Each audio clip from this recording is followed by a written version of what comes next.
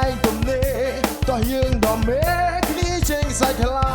យគ្នាមិនទាន់ស្វាងផងយប់មិញគួត3 4ដងឥឡូវបបួលដាក់ផែមគ្នាមិនទាន់ស្វាងផងយប់មិញគួត3 4ដងឥឡូវបបួលដាក់ផែម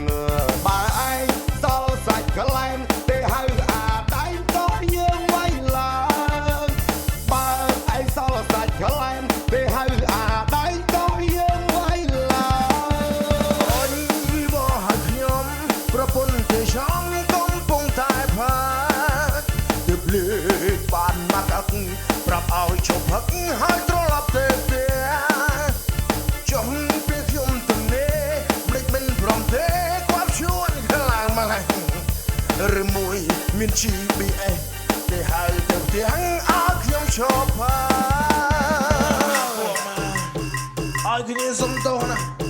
គ្នាសំខាន់សែងហើយពងតែពងពេញសបាយលើប៉ុន្តែហើយគ្នានៅមិនបានទេពុកម៉ែឲ្យគ្នាសុំទោសយ៉ាងម៉េចក្រោយទៀតណា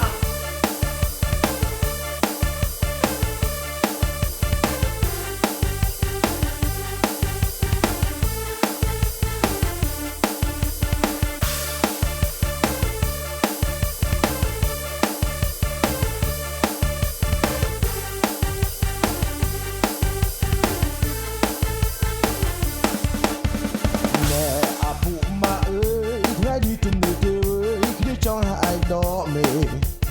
ណែអាពុម៉ាអើយថ្ងៃនេះទំនេរទេគ្នាចង់ឲ្យដកមេ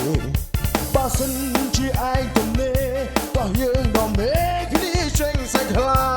យបើសិនជាឯងទំនេរតោះយើងដ៏មេគ្នាចេញសាច់ខ្លាយគ្នាមិនទាន់ស្វាងផងយប់មិញគួត3 4ដងឥឡូវបបួលដាក់ផែមគ្នាមិនទាន់ស្វាងផងយប់មិញគួត3 4ដងឥឡូវបបួលដាក់ផែមបើឯងសល់សាច់ក្លែមទេហៅអាដៃតោះយើងវាយឡើងបើឯងសល់សាច់ក្លែមទេហៅអាដៃតោះយើងវាយឡើងអូនបោះខ្ញុំ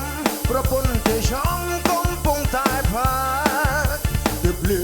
ខបានមកអឹកប្រាប់ឲ្យជប់ហឹកហើយត្រឡប់ទៅផ្ទះចុះពេលខ្ញុំទំនេរមិនមិនព្រមទេគាត់ជួនខ្លាំងមកហើយឬមួយមាន GBS ទេហើយទៅផ្ទះឲ្យខ្ញុំឈប់ផា